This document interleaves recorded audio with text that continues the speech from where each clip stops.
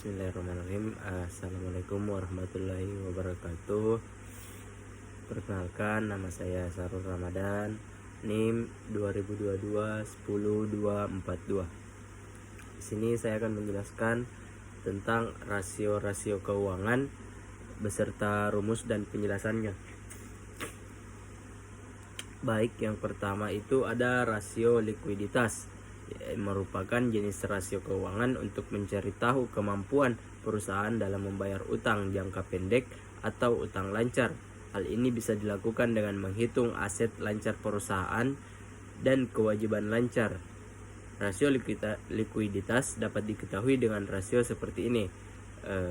Rasio lancar. Rasio ini digunakan untuk mengetahui kemampuan perusahaan membayar seluruh utang jangka pendek miliknya yang diperhitungkan bersama aktiva lancar. Kedua ada rasio cepat. Rasio ini dimanfaatkan untuk mengetahui kemampuan perusahaan dalam melunasi utang jangka pendek miliknya yang dihitung bersama aset lancar juga tanpa melibatkan persediaan.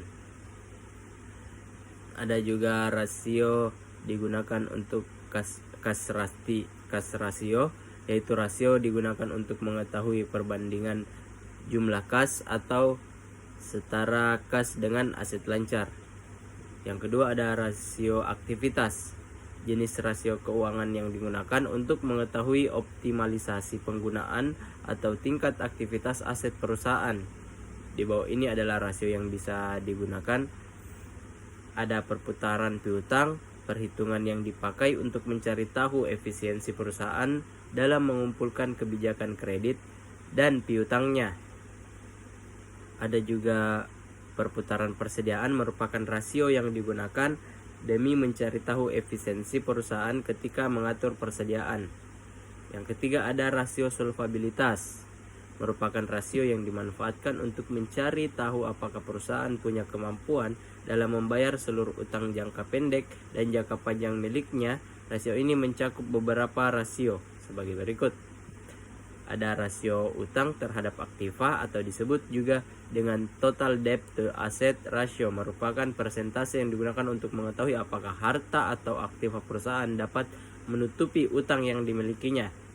Yang kedua ada rasio utang terhadap ekuitas atau disebut juga dengan total debt to equity ratio, adalah perhitungan untuk memastikan perbandingan utang jangka panjang perusahaan pada total modal sendiri. Yang terakhir ada rasio profitabilitas.